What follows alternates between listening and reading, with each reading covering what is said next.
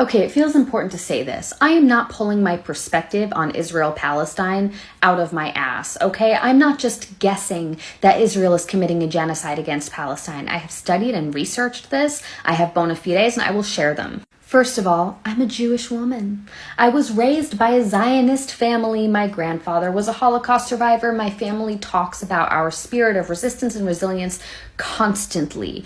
Desiring goodness from the nation of Israel is in my blood, and still, I can see that this Zionist state is vicious, violent, and evil.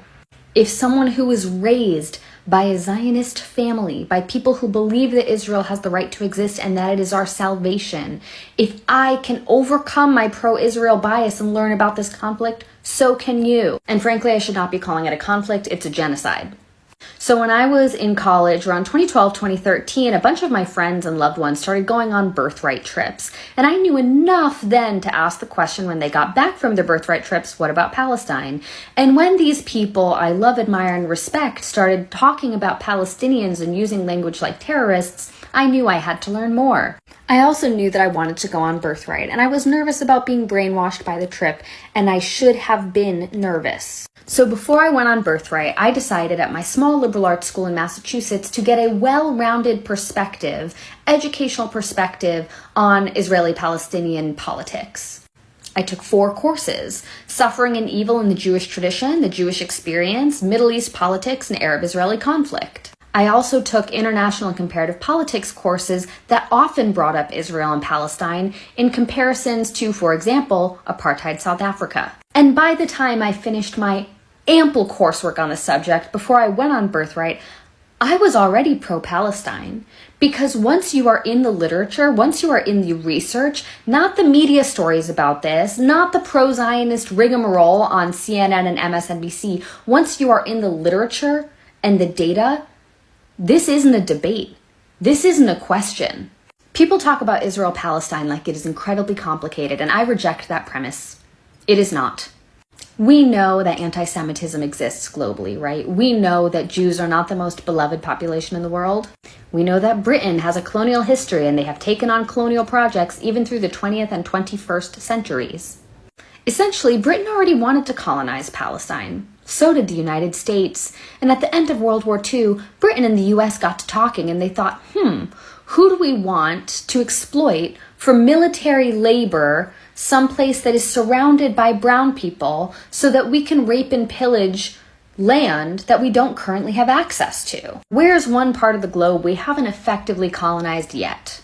And there was Palestine.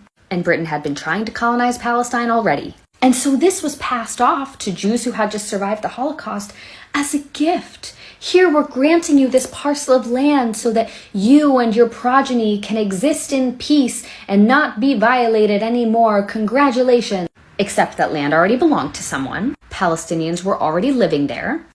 And the US and Britain didn't give a shit about the well-being of Jews. They didn't care. This wasn't a gift for Jews. This was always intended to be a trap of, you do our military labor for us. We'll put you here and we'll grant you this parcel of land that already belongs to someone that there are already people on.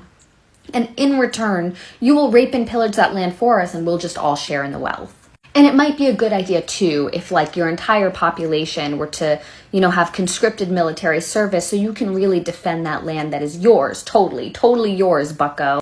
And if you see who has emerged as the political leadership of Israel over the last few generations, this won't surprise you. This insidiousness will not surprise you. This is how you get Benjamin Netanyahu, someone who absolutely agrees to the premise of Israel as a Zionist ethno-nationalist state, who says, we are here for one thing and one thing only, is to garner as much wealth from this earth that we have, as much tourist property from this plot of land, convert it to dollars, and build up a military so mighty, a military apparatus so great that we wind up producing the world's weaponry.